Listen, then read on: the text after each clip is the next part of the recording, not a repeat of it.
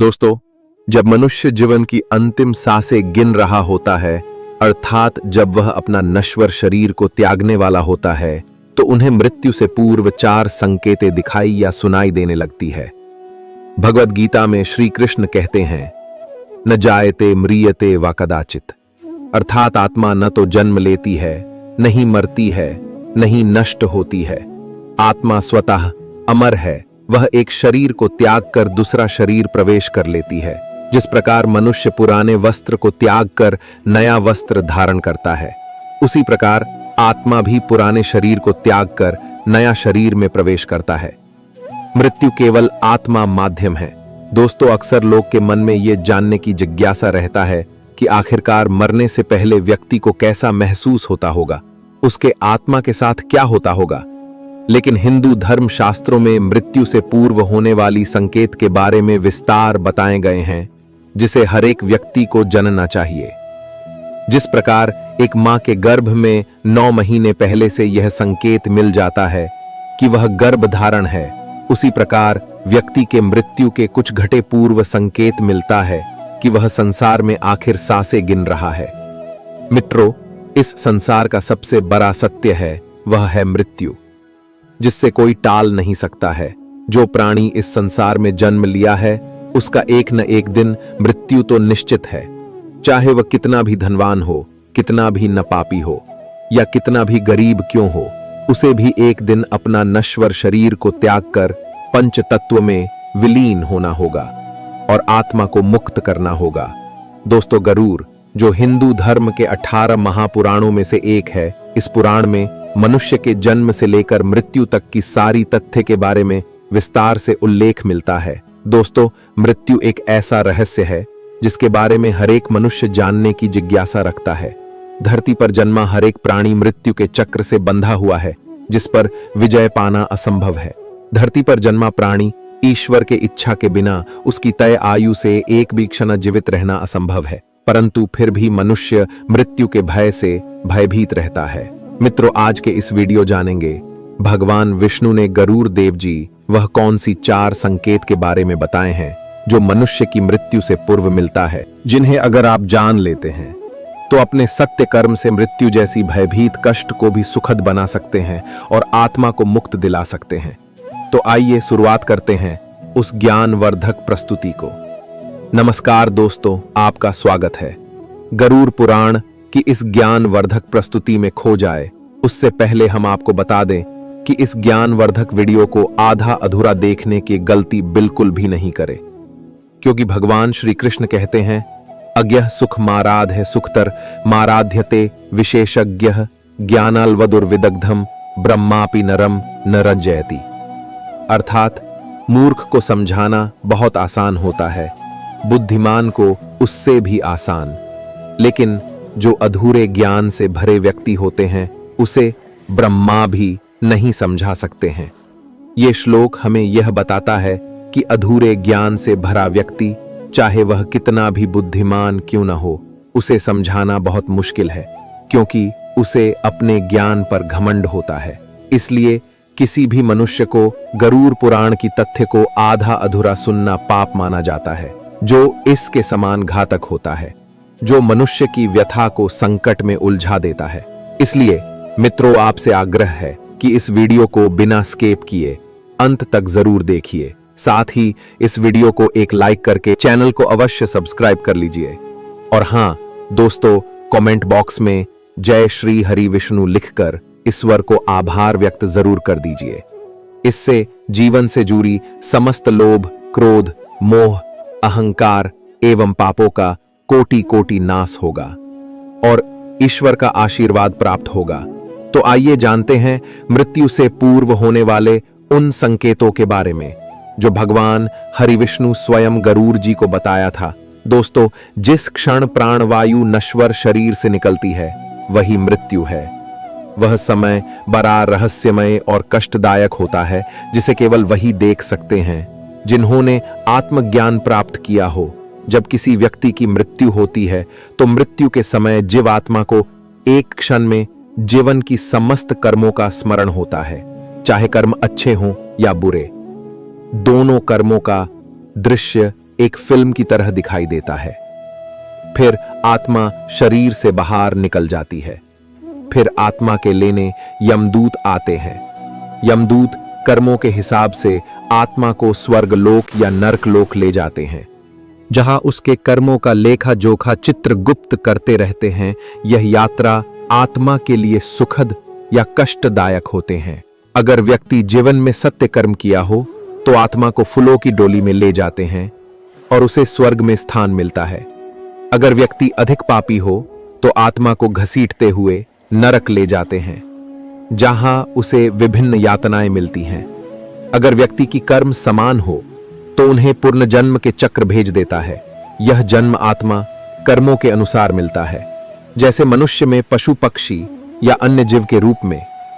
आइए मित्रों, एक छोटी सी कथा के माध्यम से विस्तार से समझते हैं मृत्यु से पूर्व मिलने वाले उन संकेत के बारे में जिन्हें आप जान लेते हैं तो मृत्यु जैसी कष्ट को सुखद बना सकते हैं।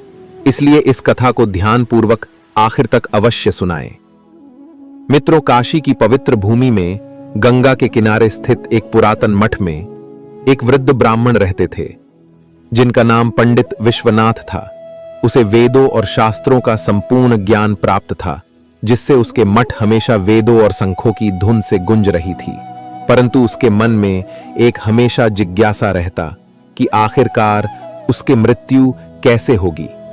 विश्वनाथ ने संपूर्ण जीवन ईश्वर भक्ति, यज्ञ जाप और गायत्री साधना में व्यतीत किया, किंतु उनके मन हमेशा मृत्यु के डर से भयभीत रहता।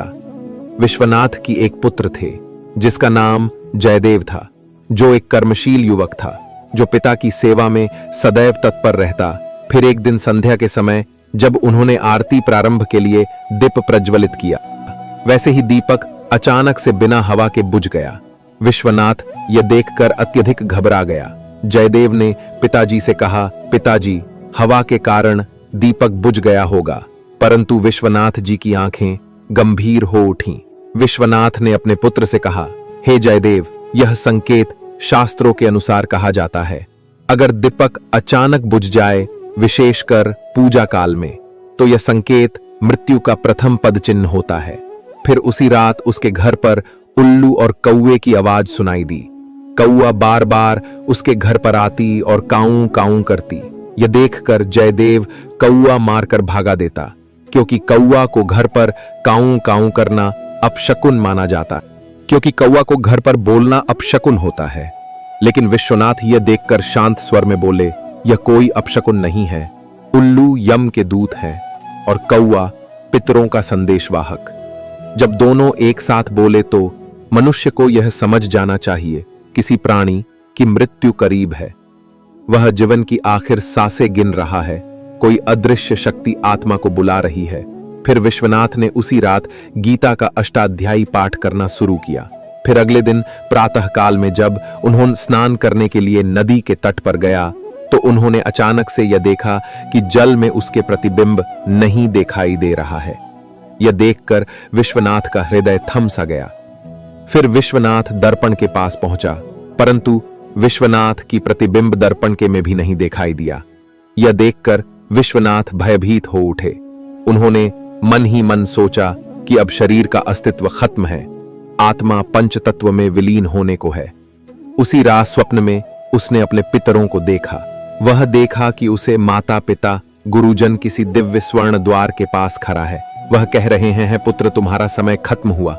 यह संसार मृत्यु के चक्र बंधा हुआ है। अब तुम्हें भी अपना नश्वर शरीर को त्याग कर पंचतत्व में विलीन होना होगा और आत्मा को मोक्ष प्रदान करना होगा। यह देखकर विश्वनाथ स्वप्न से जाग उठे। उसने जयदेव से कहा, है पुत्र, अब मेरा समय शेष नहीं है। आत्मा को मोक्ष के लिए ब्राह्मण साधु को बुलाकर वेद पाठ कराव, जिससे आत्मा को मुक्ति मिले। अगले दिन विश्वनाथ ने न तो भोजन किया, न ही जल ग्रहण किया। शरीर अब पूरी तरह कोमल हो गया। शरीर से अजीब गंध आ रही थी, जैसे मानो कि चंदन धूप से निकला सुगंध हो। उनके हाथ पैर बर्फ की ठंडे पड़ने लगे। ब्राह्मण साधु बोले, है पंडित विश्वनाथ, तुम्हें मृत्यु से पूर्व सारे संकेतों का आभास हो चुका है। अब समय है आत्मा के मुक्ति के लिए गीता पाठ कराना और पिंड दान से आत्मा को तृप्ति प्रदान होगी। विश्वनाथ बोले, हे ब्राह्मण, मैं मृत्यु से नहीं डरता हूं, मृत्यु ईश्वर का आमंत्रण होता है। उसी रात रात्रि के अंतिम प्रहर में जयदेव गीता का मंत्र पढ़ा, ओम नमो भगवते वासुदेवाय नमः। विश्वनाथ गहरी सांसें लीं और जैसे ही ओम का उच्चारण किया वैसे ही आत्मा शरीर को त्याग दिया।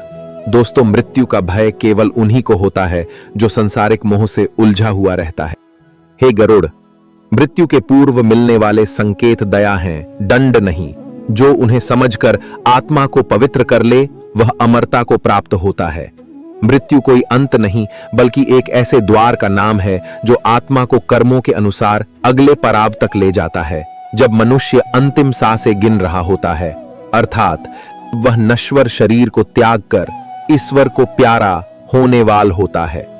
मृत्यु का संकेत आत्मा को यह बताने आती है कि यह शरीर तेरा नहीं था, यह संसार तेरा नहीं था, तू केवल एक यात्री थी। अब तुम्हें इस संसार को त्याग कर अपने संसार लौटना होगा। जो मनुष्य मृत्यु के बाद भी मृत देह से मोह करता है, जैसे उसके वस्त्र, तस्वीरें, श्रृंगार या अन्य वस्तुएं अपने रखता है, वह दोष का भागी बनता है और उसे पितृ दोष सताता है। मृत्यु से पहले जो मनुष्य अपने कर्मों को सुधार लेता है, यज्ञ, दान, सेवा और ईश्वर का स्मरण करता है, उसके लिए मृत्यु वरदान बन जाती है, उसे मोक्ष की प्राप्ति होती है। जो व्यक्ति इस रहस्य को समझ गया वही ज्ञानी है। मृत्यु से पूर्व मिलने वाले संकेत व्यक्ति को यह संकेत करता है कि उसका जीवन अब अधिक समय का नहीं है। दोस्तों, अब हम मृत्यु से पूर्व होने वाले 4 संकेत बताते हैं। आप इस वीडियो को अंत तक अवश्य देखिए। पहला संकेत, अगर व्यक्ति के पूजा के समय बिना वायु के दीपक बुझ जाए तो यह मृत्यु से पूर्व मिलने वाले ईश्वर का संकेत होते हैं। दूसरा संकेत, अगर घर पर बार बार कौवा या उल्लू चिखता है तो वह पितरों का आवाहन का संकेत होता है। उसके पितृ उसे बुलाता रहता है, क्योंकि उल्लू यम के दूत होते हैं और कौवा पितरों का संकेत होता है। तीसरा संकेत, स्वप्न में पूर्वजों को देखना, शरीर अचानक से भारी हो जाना। अगर व्यक्ति स्वप्न में पूर्वजों को देखता है, उससे भयभीत हो जाता है, तो वह संकेत उसके मृत्यु का संकेत होता है। चौथा संकेत, अगर व्यक्ति का छाया, प्रकाश, जल या तेल में नहीं दिखाई दे तो वह संकेत मृत्यु का होता है।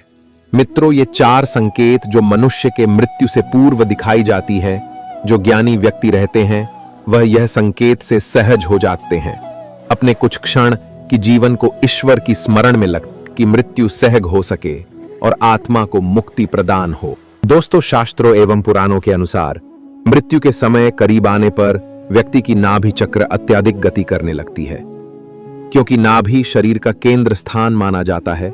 यही से मनुष्य की शरीर की रचना शुरू होती है और मृत्यु के समय भी सबसे पहले प्राण यही से निकलना शुरू होता है। इसलिए मृत्यु के करीब आने से पहली आहट नाभि चक्र के पास महसूस होता है। शिव पुराण के अनुसार अगर व्यक्ति का शरीर नीला या पीला पड़ जाए या फिर शरीर अत्यधिक लाल दिखाई देने लगे तो यह मृत्यु संकेत होता है। जब व्यक्ति की दृष्टि सूर्य और अग्नि की प्रकाश देखने में असमर्थ महसूस होने लगे तो यह संकेत भी मृत्यु का संकेत होता है। उसके पास जीवन का कुछ पल शेष बचा हुआ है। दोस्तों, मृत्यु केवल शरीर का नष्ट है, न कि आत्मा का। हमारे शरीर का अंत ही मृत्यु कहलाता है। आत्मा स्वतः अमर है। मृत्यु के पश्चात आत्मा अपने कर्मों के अनुसार या तो नया शरीर धारण करती है, पुनर्जन्म होता है, या आत्मा को मुक्ति प्रदान होती है। मृत्यु के बाद आत्मा को गति देने के लिए मनुष्य को विशेष कर्मकांड किए जाते हैं। पिंडदान और श्राद्ध से आत्मा को शांति प्रदान होती है, ताकि वह अपने अगले गंतव्य की ओर शांति से बढ़ सके। मृत्यु केवल यह संकेत करता है कि यह जीवन तुम्हारा नहीं है, तुम सिर्फ एक सारथी हो। इसका चालक तुम्हारे कर्मों पर निर्भर होता है। तुम जैसा कर्म करोगे वैसा की फल भोगना होगा। इस संसार में हर एक पुण्य का फल और हर पाप का दंड अवश्य मिलता है। दोस्तों, यह संसार केवल दृश्य है। इस संसार में जन्मा हर एक प्राणी मृत्यु के चक्र से बंधा हुआ है। जो भी प्राणी इस धरती पर जन्मा है उसे एक न एक दिन इस संसार को त्याग कर पंचतत्व में विलीन होना होगा। यह संसार केवल अवसर है जिसे हम अपने कर्मों से सुखद या कष्टदायक बना सकते हैं। मृत्यु एक ऐसा सत्य है जो कोई भी टाल नहीं सकता है। मृत्यु से पूर्व मिलने वाले संकेत व्यक्ति को यह संकेत करता है कि तुम अब मृत्यु के आखिरी पड़ाव पर खड़ा हो। तुम अपने सत्य कर्म से अपने मृत्यु को दुखद और सहज बना सकते हो। दोस्तों, ये पुराण जो हिंदू धर्म से 18 महापुराणों में से एक है, इस पुराण में मनुष्य के जन्म से लेकर मृत्यु तक की संस्कारों के बारे में विस्तार से उल्लेख मिलता है।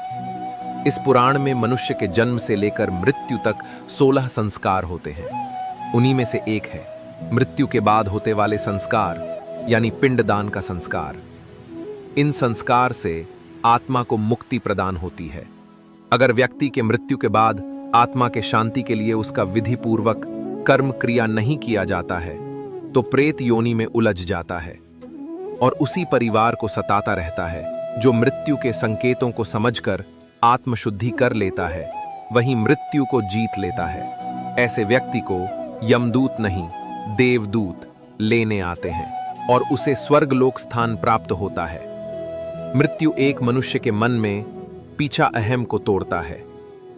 जो मनुष्य मृत्यु के संकेत को समझकर धर्म का मार्ग पर जीवन व्यतीत करता है, उसकी आत्मा मोह से मुक्त होकर परम धाम को प्राप्त करता है और आत्मा को मोक्ष की प्राप्ति होती है तथा ईश्वर का आशीर्वाद प्राप्त होता है। वह घर परिवार हमेशा खुशहाल रहता है।